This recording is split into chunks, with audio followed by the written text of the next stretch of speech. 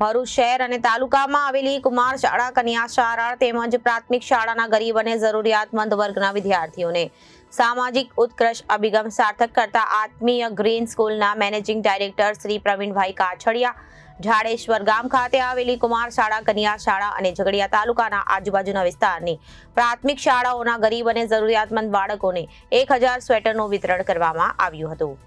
આત્મીય green સ્કૂલના managing director Pravin કાછડિયાની પહેલા હંમેશા ગરીબ અને જરૂરિયાતમંદ લોકો માટે આશીર્વાદ રૂપ સાબિત થઈ છે।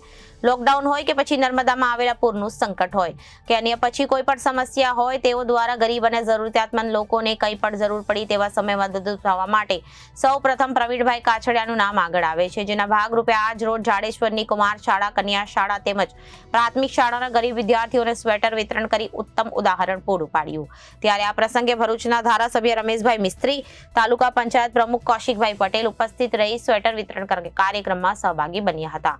આ પ્રસંગે ઝાડેશ્વર કન્યા શાળા અને કુમાર શાળાના આચાર્ય દ્વારા ઉપરોક્ત સેવા બદલ આત્મીય ગ્રીન સ્કૂલના મેનેજિંગ ટ્રસ્ટીનો આભાર વ્યક્ત કર્યો હતો।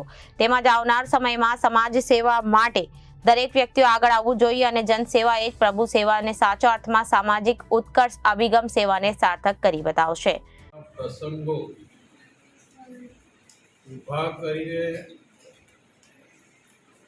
પ્રત્યક્ષ વ્યક્તિની મદદ કરીને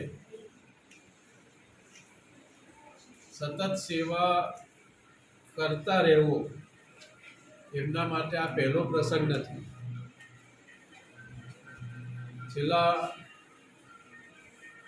લાંબા સમયથી જ્યારથી ભરૂચમાં એ આ શિક્ષણની પ્રવૃત્તિ સાથે સંકળાયેલા છે ત્યારથી લઈને આજ દિન સુધી સમાજ જીવનના વિવિધ ક્ષેત્રોમાં, ખાસ કરીને ગરીબ અને મધ્યમ વર્ગના સમાજોમાં, વિસ્તારોમાં, શાળાઓમાં અને કોઈ પણ પ્રકારની કોઈ કુદરતી કોઈ આપત્તિ આવી હોય ત્યારે જ્યારે સમાજને વધારે મદદની જરૂર હોય તે સમયે પણ હંમેશા સમાજની પડખે રહીને એમનાથી, એમના પરિવારથી, એમના આખા સર્કલ દ્વારા જેટલી શક્ય હોય તે તમામ પ્રકારની મદદ કરીને એમણે કીધું એ પ્રમાણે કે આ સમયમાંથી, આ વ્યવસ્થામાંથી, આ અવસ્થામાંથી હું પોતે પ્રત્યક્ષ પસાર થયો હોય ત્યારે એને યાદ કરીને આ પ્રકારના લોકોને આવી કેટલી બધી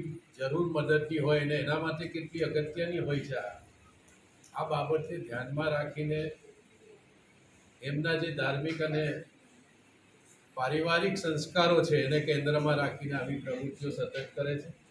આપણે આજના દિવસનો આ કાર્યક્રમ તો પ્રવીણભાઈનો આપણે આભાર માનવાનો છે, એટલે બધા પ્રવીણભાઈને એકવાર જોરદાર તાળીઓ। સ્વામિનારાયણે શિક્ષાપત્રીમાં એવું લખ્યું કે તમારી પાસે જે કંઈ ધનધાન્ય છે તેમાં 10મો કે 20મો ભાગ મંદિરમાં આપવો। એટલે મારે મન તો કાયમ સ્કૂલ એ જ મારું મંદિર, એટલે જ્યારે પણ મન થાય કે આપણે કંઈકથી કમાયા છે ને આપણી પાસે છે તો આપણે બાળકોને આપવું, એ હેતુથી, કોઈ મોટપ નહીં, એ હેતુથી આપણે આપ સર્વ માટે આ શિયાળાને ધ્યાનમાં રાખી સ્વેટર લાવ્યા છીએ। ખાસ કરીને મને યાદ છે કે હું પણ તમારા જેવા જ પરિવારમાંથી અને તમારા જેવા જ ગરીબીમાંથી આવતો હતો અને તમારી જેમ જ આવું એક સરકારી શાળામાં મેં મારું પ્રાઇમરી શિક્ષણ લીધું છે। તો એ દિવસો આજે યાદ છે અને એ દિવસો કેવા હતા એ પણ મને ખ્યાલ છે। તો એ યાદ કરીને અને આપણી જે ભૂમિકા છે એ ન ભૂલાય અને જે સેવા પરમો ધર્મ આ શબ્દને કાયમ વળગી રહ્યા છીએ અને કરીએ છીએ, એમાં કંઈ મોટપ નથી। પણ માન્ય ધારાસભ્યશ્રી અને કૌશિકભાઈ બંને આના સાક્ષી બને છે અને કાયમ પણ નાના નાના કામમાં પણ એ હંમેશા આપણી સાથે હોય। તો હું તો ધન્યવાદ આપું છું કે આપણે નસીબદાર છીએ કે આપણને આવા લીડરો મળ્યા છે અને જેને ખરેખર સેવા કરવી છે ને સાચે અર્થમાં બાળકો માટે કંઈક કામ કરવું છે, એક જ ફોનથી ઓકે અમે આવી જઈશું। એટલે એમનો આભાર માનું છું, પ્રિન્સિપાલ સાહેબ, સ્ટાફનો આભાર માનું છું। થેન્ક યુ સર્વને, જય Swaminarayan. Bureau report, Janadesh news, Bharuch.